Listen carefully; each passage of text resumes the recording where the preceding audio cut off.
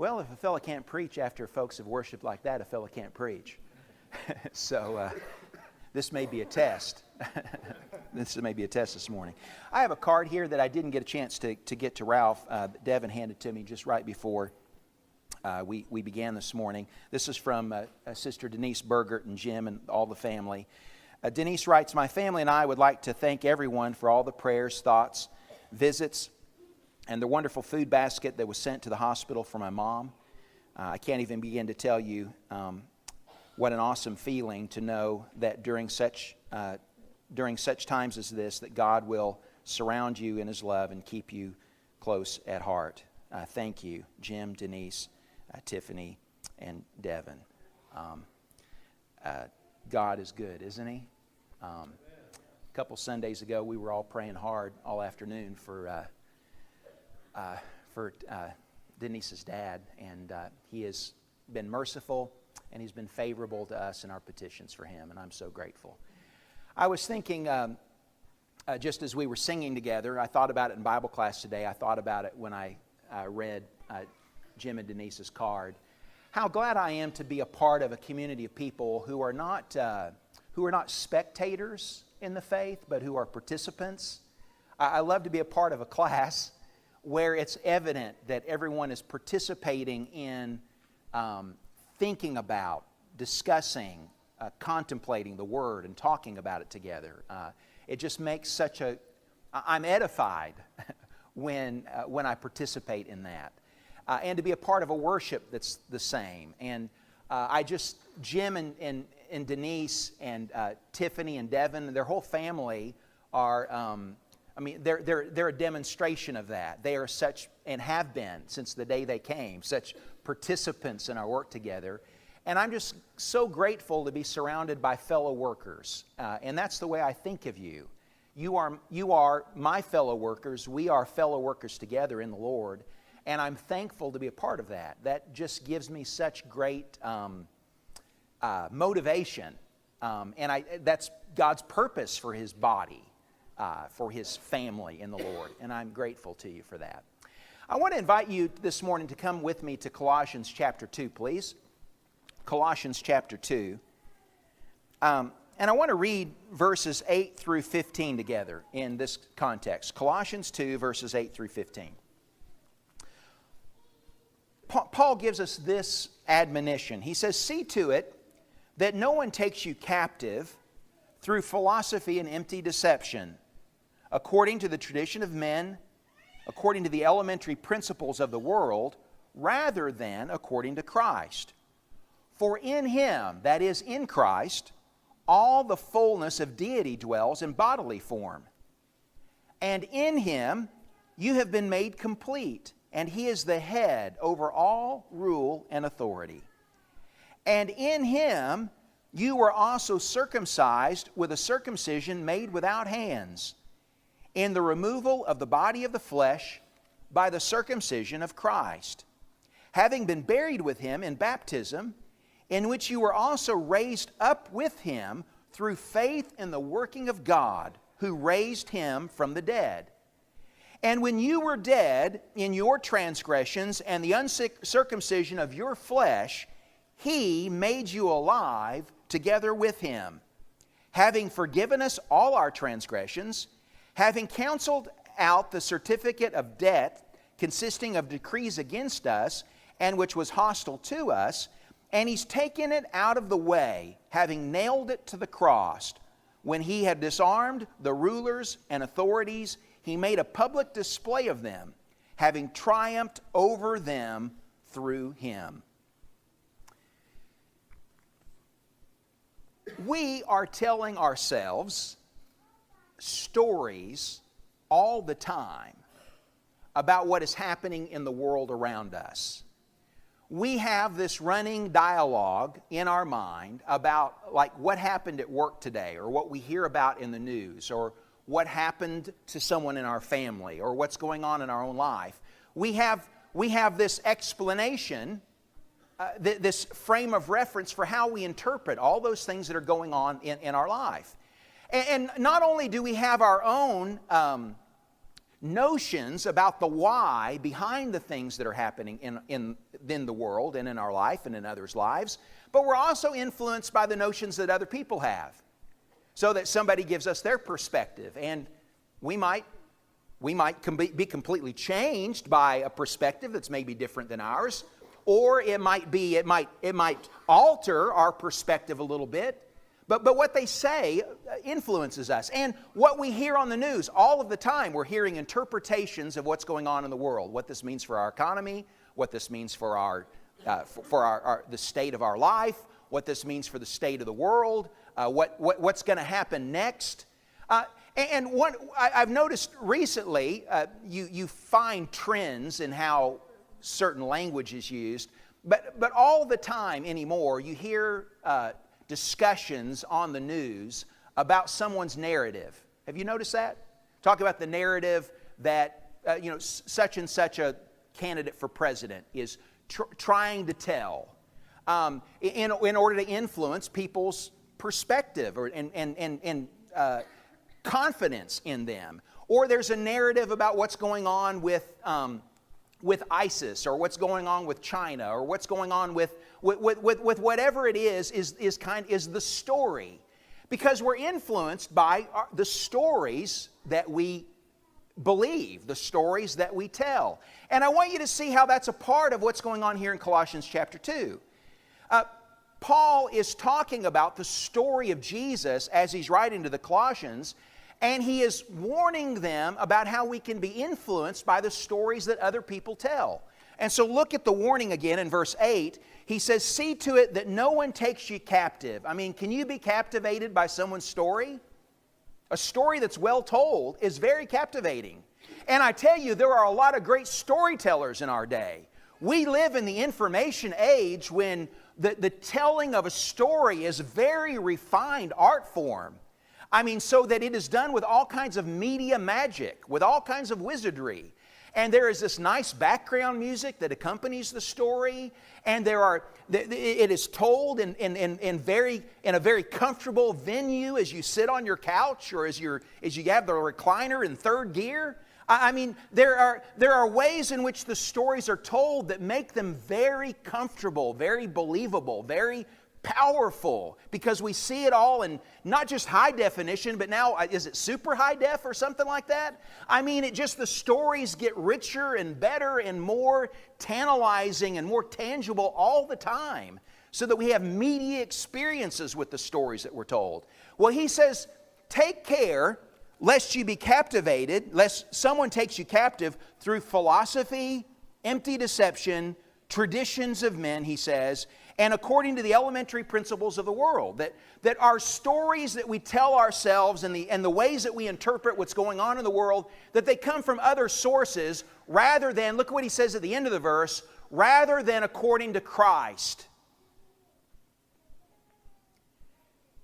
It's no accident that the Lord uses the word gospel to talk about the new covenant. The gospel is a story. The gospel is news. The gospel is good news. It's the best news. But even the good news can be altered. Even the good news can be diluted. Even the good news can be polluted. And precisely what he's warning about here in this passage is how it is that the good news about Jesus can be influenced by philosophy. It can be influenced by deception. It can be influenced by tradition. It can be influenced, he says, by worldly sources, by the principles of the world. And we have to be wary about how the gospel story one thing we have to worry about is whether or not that's the story we're carrying around. Because there's so many messages in our day. And so you can carry around with you a very worldly message, even though you're here on Sunday. You can pick up another story that really becomes a theme for how you live Monday through Saturday, the way our good brother said at the table this morning. But even the story of Jesus can be influenced by the stories that are told in our world. I haven't seen any of the recent pictures or movies that are that have come out about, that tell the story of Jesus. But there have been a good number of them the last few years. And even that we've got to be so mindful of, brothers and sisters, because Hollywood doesn't tell the same story. And even folks that believe in Jesus there can be some artistic license with that story. I give caution when I prepare what I'm doing in class or what I'm preparing in terms of messages like this morning, of even going to sources like commentaries or Googling Colossians chapter 2 to see what someone else has said about the passage, because it's so important that I wrestle in my heart and in my mind, not with words about what God said or about what Jesus said or about what Paul said, but with what Paul said. I mean, I have direct access to the Spirit's words, to the Spirit's breathings, to the Spirit's, and I need to wrestle with that directly. I'm not dismissing the fact that we learn from each other. Otherwise, what would be the point of preaching? What would be the point of classes if there's not that kind of exchange? But don't let those kind of exchanges or even my message to you get in the way of your own personal interaction directly with the Word. We are, it's a big movement in terms of what people eat today and getting back to the way God made it. So that we buy free-range eggs, and free-range chickens, and it's now on all the packages and stuff, advertising that this hasn't been processed, this hasn't been refined in some kind of way. This is just as good as you went and just plucked it out of your own backyard. I mean, that's what we're looking for, right? Or that's the trend these days. Is getting back to what has not been touched, what has not been processed, what doesn't have anything artificial that's a part of it. Now, why are we so conscious about doing that with what we fill our bellies with, but not what we fill our hearts with? I mean, we are in danger of a processed Jesus, of a refined word, rather than just getting back to the raw word. And just to what the Spirit wrote and to the Spirit said. Again, I'm not saying that we shouldn't talk about those things together or even read from those that have something to say that we sort out and that we wrestle with that we might not have thought of without that kind of help. But we've got to, Paul and the people at Colossians, they didn't have a commentary to reference. They just had Paul's letter to them. And it was enough for them to get the truth that he was communicating to them. And so I just want to urge us, to get back to the story over and over again. Get back to the story. Get back to the original. And there are three things that Paul says to us in his writing here that is at the crux of who we are and of what I need to be telling myself every day. This is a message that I need to be telling myself every day as I live life. Because what I think and the sources that I drink from, I mean, they affect how I behave, right? They affect the goals that I set. They affect the choices that I make. So the stories that I'm telling myself influence the ways that I behave. And so Paul is reminding the Colossians and he's reminding us of the story. This is the story.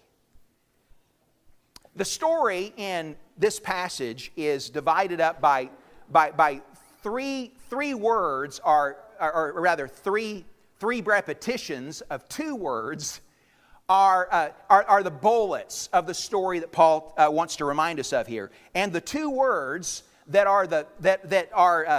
show us where the points of the story are the words in Him. In Him.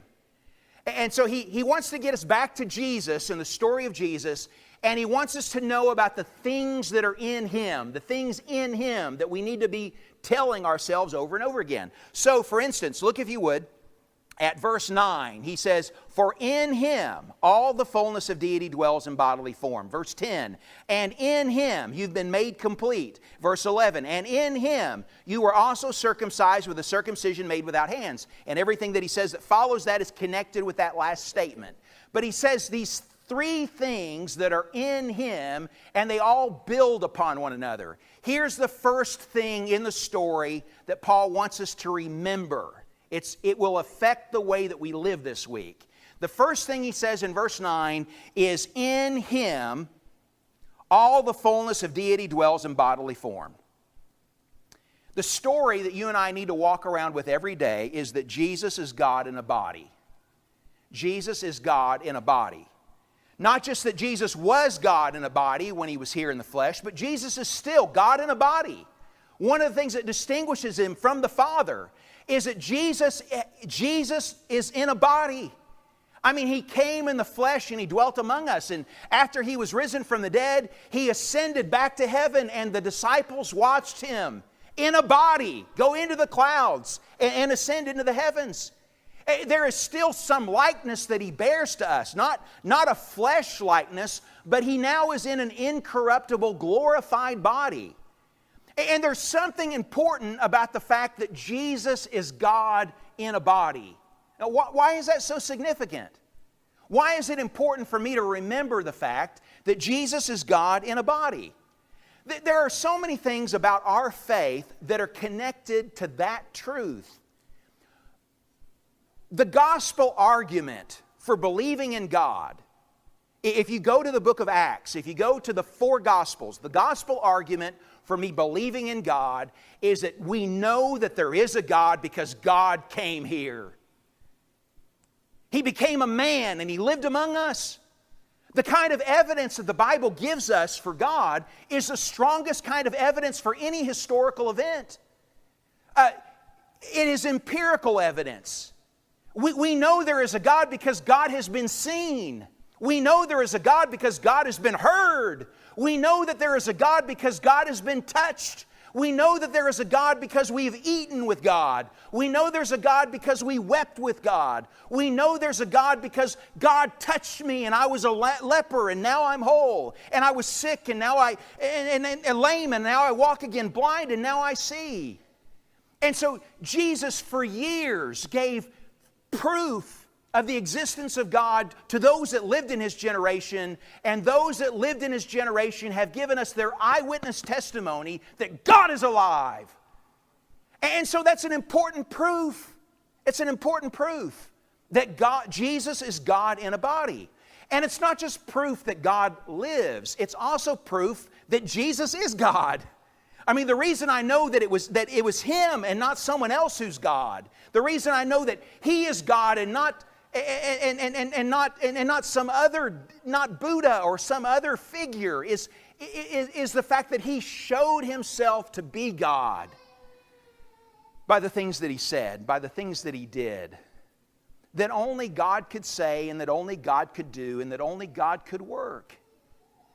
And I not only know the truth about his identity, that he is God, that Jesus is God, and that there is a God, but it's also what he communicated incoming about the nature of God. How do I know that God loves me? Because God came in a body. Because he came in the flesh. How do I know? How do I know about his wisdom? How do I know about his power? How do I know about his compassion and his mercy for me? I know all of those things because of how he came. And I want us to appreciate the fact that I think part of the point that Paul is making to us here when he says to us, look at the way he says it again. In him all the fullness of deity, not dwelt, in him all the fullness of deity dwells in bodily form. That means he still dwells in a bodily form. Look at that. Part of Paul's point here is the proof of Jesus' ongoing connection and his ongoing intention with me is the fact that he dwells in a body. Have you ever seen someone who gets promoted? You know, I mean, they worked with you, they worked beside you, and then they get a big promotion, and then all of a sudden you're not their friend anymore. I mean, you don't go to lunch with them, you don't talk together, things have changed because now they are somebody and you're nobody. That didn't happen with Jesus. Jesus became somebody, but he didn't lose the connection with us. He still He still is related to us. He still is kin to us. And I think that's part of Paul's point here, is that connection, that kinship, has not been lost with his exaltation. It has not been diminished with the fact that he's been glorified and he's ascended to heaven. In fact, he's going to show us quite the opposite. Jesus has not abandoned his likeness to us. He is still the God-man. That is so powerful for me to remember. I am related to him. I'm related to a man who is also God. He is my brother. And he's made it possible for me to be kin to his Father. Some people were telling a different story about Jesus. And Paul is saying this is the story about Jesus that you need to know. Secondly, he not only tells us that Jesus is God in a body, he says furthermore that Jesus, because he is God in a body, has made me complete. He has made me complete. The word complete there is literally the word full. He has filled me up.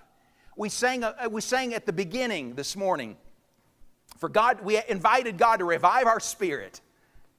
We invited Him to fill us up. And what Paul is saying here is that Jesus came with that very purpose in mind. Jesus has made me complete, or Jesus has made me full. Look at verse 10. And in Him you have been made complete, and He is the head over all rule and authority. Jesus has made me complete. Try this on as you read the Gospels. Every story, I believe, that part of the reason why they're communicated is for me to see in that story the story of Jesus in me. The reason for the story of the leper is I'm the leper. I'm the leper. I am in my sin. I'm the untouchable one. I deserve to be ostracized. I'm alone in my sin. I'm helpless. But I'm the leper, and Jesus has come and He's touched me. And He's made me whole again so that I don't have a communicable disease. He's made me whole again, and I'm not by myself anymore. I'm the blind man. I'm the lame man who's on the pallet, and he lets me not only walk, but He lets me carry my pallet as sign of my liberation. I am Lazarus in the tomb. I am all of these stories over and over again. They're the story of Jesus and me. Isn't that something? He has made me complete. He's made me full. All the things that sin has broken in my life, all the things that the devil would break in my life, Jesus can fix it. Jesus can redeem it. He can make it not just kind of well, not just put a Band-Aid on it. I mean, He can make it plumb good. All the way.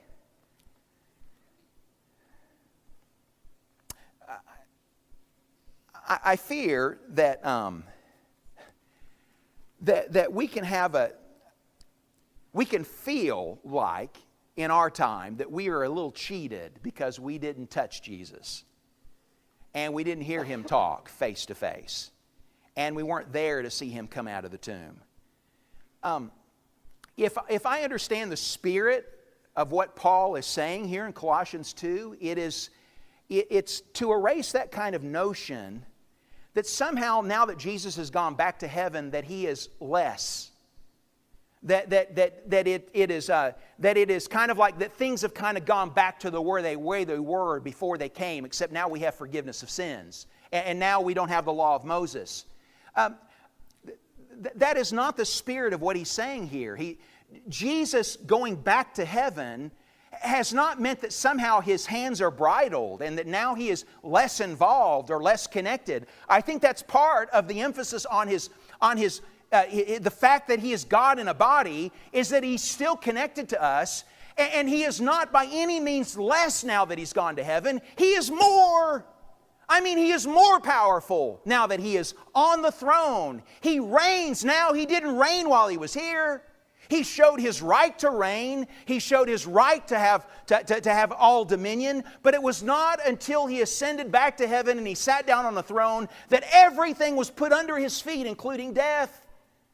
Now He is really somebody, and He is somebody for us. When I read the book of Acts, they weren't walking around acting like we lost something because Jesus went back to heaven. The reason they're so bold, the reason they're so courageous, the reason why they're so spirited, the reason why they will die is because they serve a risen Savior. They serve a resurrected Lord. And get the word Lord. He is the King. And there's nobody else who's over Him. And the emphasis that He makes in verse 10 is He says He is the head over all rule and authority. He has the power to make me complete. He has the power to fill me up. And He wants to do that.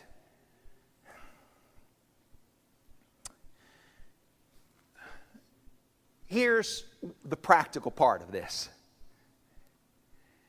All the time, I'm tempted to tell myself a different story.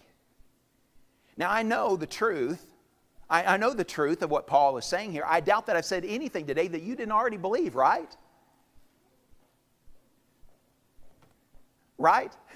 Okay.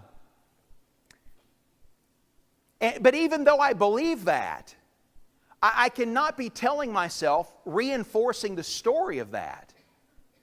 So for instance, what I mean by that is I am tempted all of the time with situations where what I want is to escape. And so why do we sit down? Why do we sit down and just give away our evenings with just vegging? Why do I have to go get a cigarette when I'm stressed? I mean, why do I have to go get a beer? I mean, why do I look for these things that will give me some kind of escape from the stress or the difficulty or the challenge or whatever it is that I'm facing? And there's so many ways that I can medicate, right? I mean, so many, he's talking about filling here, and there's so many ways that I can be tempted to go fill myself with something else because I don't want to deal with what it is that I'm experiencing in life, because I don't really believe that Jesus can make me full. I don't really believe that He is the answer. I don't really believe that with His power and with His wisdom and with His might and with His compassion that He and we can walk through this together. I mean, we can come out of the tomb the same way that He came out of the grave. Why is it that I'm tempted to give in? Why is it that I'm tempted to give up? Why is it that I'm tempted to resort to something that's ungodly as a solution? It's because I tell a story that I'm all alone in this. I tell a story that I'll never make it through. I tell a story that it's not worth it. It's not worth the pain. It's not worth the hurt. It's not worth the sacrifice. Because I'm not telling myself the story. I know the story's there, but I'm not telling myself, I'm not immersing myself in the story that Jesus has made me complete. He has made me full. I can get through this because He's not going to leave me alone. I can get through this because He reigns in heaven right now and He's involved in this. I can get through this because my Lord is hearing my prayers. He knows that I groan. He knows that I petition. And He is going to show up shining like the sun, riding with the clouds. And He's going to bring increase to this. He will. Because that's who He is. Now, do you believe that? So let's tell ourselves that, shall we?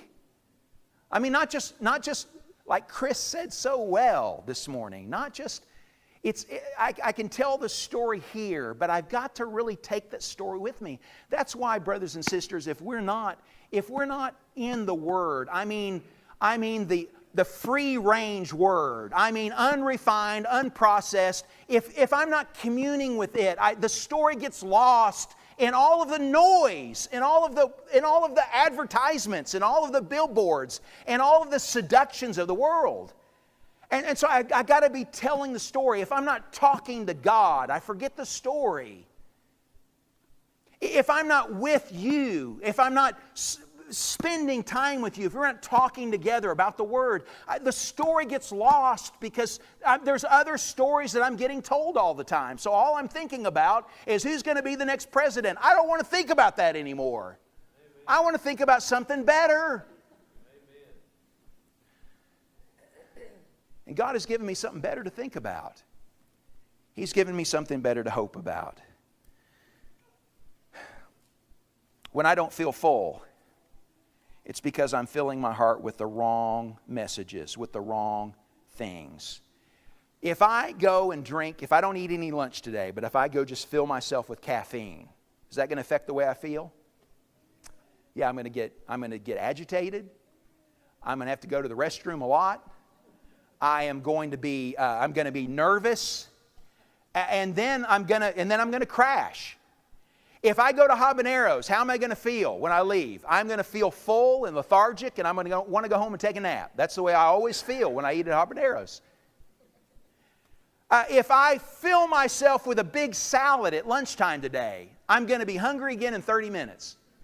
You know what you fill yourself with, it affects the way you feel, doesn't it? And the way you feel then affects the way that you behave. Now, if that happens with my body, then don't you see it happens with my heart? What I'm putting in my heart, it affects the way I feel, and then it in turn affects the way that I behave. And the repetition of that means that it just becomes a habit. We end up just taking all the time the path of least resistance. And which direction is the path of least resistance most of the time? It's downhill, right? Now, is that the way you want to go? But it is the path of least resistance. And Jesus equips me not to just choose that path. Jesus equips me, He fills me so that I can choose a better path. So that I can choose the way with Him. Look at the way He says it in chapter 3, verse 1. If then you've been raised up with Christ, keep seeking the things above where Christ is. Is that downhill? No, that's uphill, isn't it? I mean, that's as uphill as you can get. It's where He dwells. It's where He lives. And that's the thing that we keep pursuing. The third thing that I want to say to you that is part of the story that Paul says we need to tell ourselves is that we need to tell ourselves the story that what I've experienced with Jesus is real. What I've experienced with Jesus is real. Look at what he says in verse 11. And in Him you were also circumcised with a circumcision made without hands in the removal of the body of flesh by the circumcision of Christ. Part of the story that's been told to these Colossians is that, what you guys have is not real. Circumcision, now that's real. I mean, the things that belong to the law of Moses that were so physical, that were so evident, that were so, those are the real things. This is how we have assurance that we're in a covenant with God, is in the act of circumcision. It's something that's real. And part of what's happened to them is they're being intimidated, they're being led astray, they're being deceived by being told that the things that they are experiencing are not real and that they need something more, they need something different. And Paul is trying to communicate to them how real the things are that they have experienced. And he's trying to show them here that this is the story about circumcision. The whole point of circumcision was to get our hearts ready, to get our nation ready, as he's talking to Jewish Christians, to get us ready for the real circumcision, for the real assurance that we have in Christ. And he makes several points in terms of the contrast between the two. He says that was a circumcision that was made with hands. We are talking about here, what we have experienced is something supernatural. It's a surgery. It's an operation that's made without hands. That surgery, that operation, was something that was a minor cosmetic surgery. This is something completely different than that. This is not just the removal of a little part of your anatomy. This is the surrender of your entire body to God. That's what happens in this circumcision. And the whole reason for the former circumcision was so that we could see what God really does when all of our flesh is surrendered to Him. When He uses the expression circumcision of Christ, substitute in your mind as you read that crucifixion. How was Jesus circumcised? How was He cut? He was cut when He was crucified.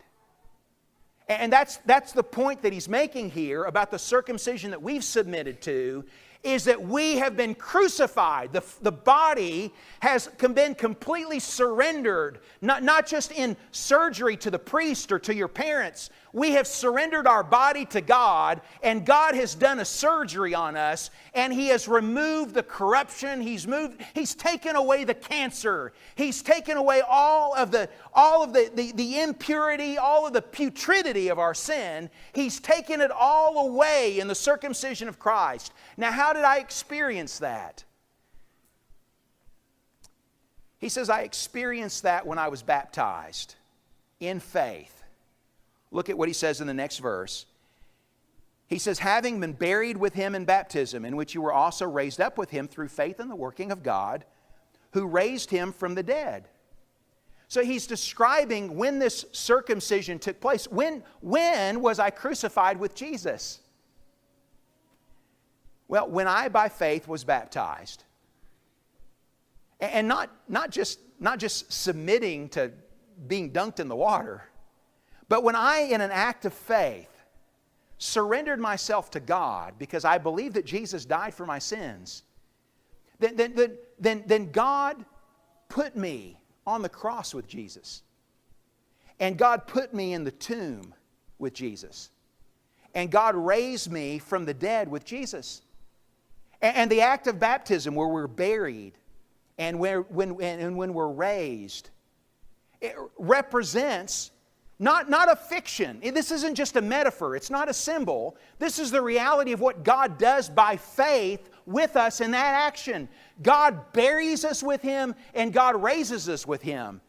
Our faith and our obedience are connected to what, not to something that we're doing. He says faith in the working of God. God is the one who's doing the surgery. He's the one that's doing the circumcision. He's the one that is burying us in the tomb, and He's the one that's raising us from the dead so that we're resurrected with Jesus. The point he wants us to know here is that experience is real. Here's some water up here. And taking someone and saying, I baptize you in the name of the Father and the Son and the Holy Spirit, and putting them under the water and raising them up again, I mean, it seems so insignificant. It seems so small. It is not small. Paul is saying here, that's a big deal. That is a huge deal. Because God is doing something supernatural in that. He is taking you, look at what you were, look at what he says in verse 13, you were dead. Now Jesus was alive when He was crucified, but guess what? When we were crucified with Him, we didn't die on the cross, we were already dead. And so He took our dead body. Jesus died when He took our sin on Himself, but He took our dead person and He put it on the cross with Him. We shared with Him. He says you were dead in your transgressions, but He made you alive together with Him. Having forgiven us all our transgressions. We were guilty, and then we were forgiven. Having canceled out the certificate of debt consisting of decrees against us. The moral law of God said, sinner. The moral law of God said, guilty. The moral law of God said, condemned. And God took that sentence of death, God took that sentence of condemnation, and He nailed it to the tree to give us an innocent verdict. What He does with us is real. And He's giving to the Colossians and to us the confidence of that. Look at what he says in verse 15. When He had disarmed the rulers and authorities, He made a public display of them, having triumphed over them through Him. He gives us assurance that every foe has been vanquished. Every power that is pitted against us in any kind of way has no power over us. We have been liberated. We have been freed. We are victors. And it's not something we're just waiting around here whistling for God to come and do that for us. He's done it for us now. We live now in the flesh as victors. That's the story I need to tell myself as I live my life. Well, I've preached too long today, and you all have listened so well, and I appreciate your patience, and I appreciate how attentive you've been to the things that have been said from this passage this morning. As we close, let me say this. The experience of being dead and the experience of being alive are very real. We have some folks that need to be made alive this morning. Now, I don't say that to be unkind to you, and I don't say that to embarrass you, and I say that because I love you. We got some folks that need to be made alive. And Jesus, He became us so that He can make you alive and make me alive. We have some folks that are stuck. Jesus came so that you could get unstuck. He came to unstick us. He came to set us free. Get close to Him. Get unstuck. I mean, hear the story about what He wants to be and what He wants to do in your life.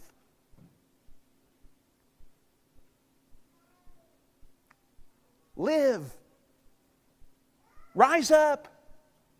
Surrender. If we can help you with those choices, come as we stand and as we sing. Father God, Just for